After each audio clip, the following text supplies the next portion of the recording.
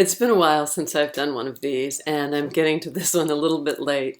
There was a full moon. It happened in the early hours of this morning, last night, and the moon is in Capricorn because the sun is in Cancer. This full moon actually happened at the time when the moon is the closest to the Earth that it gets in its orbit um, around.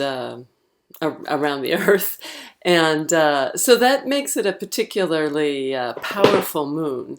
And anytime what that means mostly is that whatever issues it brings up, they should have been felt even more strongly, that probably the emergency rooms were even busier, and all the usual sort of full moon stuff that happens whether you believe in astrology or not should have been happening even more. This full moon had some really strong aspects that it made. If your birthday was actually around the full moon, was around yesterday or today, um, or if you are a Libra, Capricorn, obviously Cancer, or Aries, with your birthday, around the 11th or 12th in particular of your month, you too would have felt it. It would have been really, really intense and disruptive, and even like there certainly would have been anger and a lot of emotional turmoil, possibly even like almost a violent feeling about it. Certainly a lot of tension. A lot of it would have been partnerships would have been one area, or relationships with people. But this would have brought up a lot of stuff that things that you've been going through already would have been extraordinarily intensified by this new moon. Full moon. So a full moon also brings things to fullness. So you may feel that you reached a breaking point. I would say that there's probably a valuable lesson in that, in whatever happened, in whatever was brought up. But things will be better even within a week. This was a particularly intense point that would have brought things to a head, and it's probably important to hold off on making decisions, because there would have been a certain kind of rashness and lashing out that may not actually be accurate to what the bigger picture is. Nonetheless, there are issues that you've been dealing with that you will continue to deal with, but will not feel quite so volatile and loaded as they felt in this past week. For many people, for any of a number of different reasons, for many signs, there's challenging aspects right now. If you are a Gemini, Virgo, Sagittarius, or Pisces, especially in the early parts of that sign, you've already been going through a lot of confusion and a lot of sort of emotional emotional confusion, really. A lot of even there can be kind of depression with some of it. And that's, again, on and off. For the most part, that wasn't really emphasized by the moon, but it's still something that's there.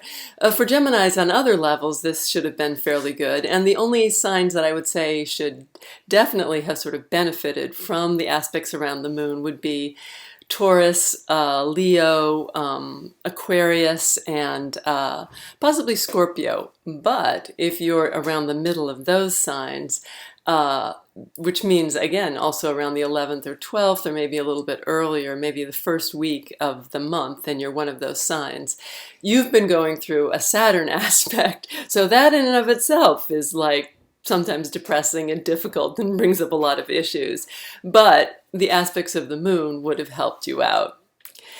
I think the most important thing right now is to recognize, so everybody would have felt some of this kind of aggression, whether it turned into aggression that you expressed outwardly, whether it meant a kind of shutting down and a kind of coldness, or whether you turned it against yourself and it was a kind of depression. For many people, this particular very, very beautiful full moon would have had a lot of emotions coming to a head. And because there are some fast-moving aspects, it's important for everyone to um, see what comes up without, and not try to suppress it and not try to make it bad or make it go away, but to not necessarily give in to the negative messages that are coming through. This is a good technique anyhow to have compassion for yourself when you are suffering, when something is happening that makes you feel whatever it is, anger, worry, anxiety, depression, unhappiness, to have compassion for that person who's suffering. And also to, in some sense, separate from the voice that is telling you whatever it is that's bringing up the thought, to recognize that it is a thought. It may or may not be the reality, but it is a thought that's making you unhappy. And to recognize that thought as you would an evil person, a bad person, a voice that wishes to do harm. And that doesn't mean that you have to beat up that voice, that you have to make it wrong, or that you have to suppress it, or that you have to listen to it and give in to it. You can simply adopt an attitude of, observation and to some extent indifference, as observe without becoming invested in this voice, either by fighting it or by giving into it. And on many levels, that will help you more than just at this full moon. The new moon coming in a couple of weeks has some wonderful aspects. Once again, nothing ever comes free. There's good and bad, but especially for the Leos, as Jupiter moves into your sign, no matter what's been going on, there are blessings coming your way, and that will last for about a year. All right, I look forward to talking to you. Oh, and by the way, those Jupiter aspects, Jupiter moving into Leo, will be very, very good for Aries and for Sagittarius, of course, and the air signs, Libra, Libra, Aquarius, and Gemini should also benefit or feel a little bit of relief coming as a result. So I hope you enjoy the next couple of weeks.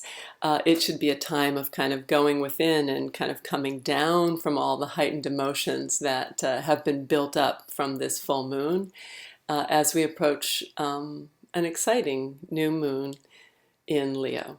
Talk to you soon. Bye.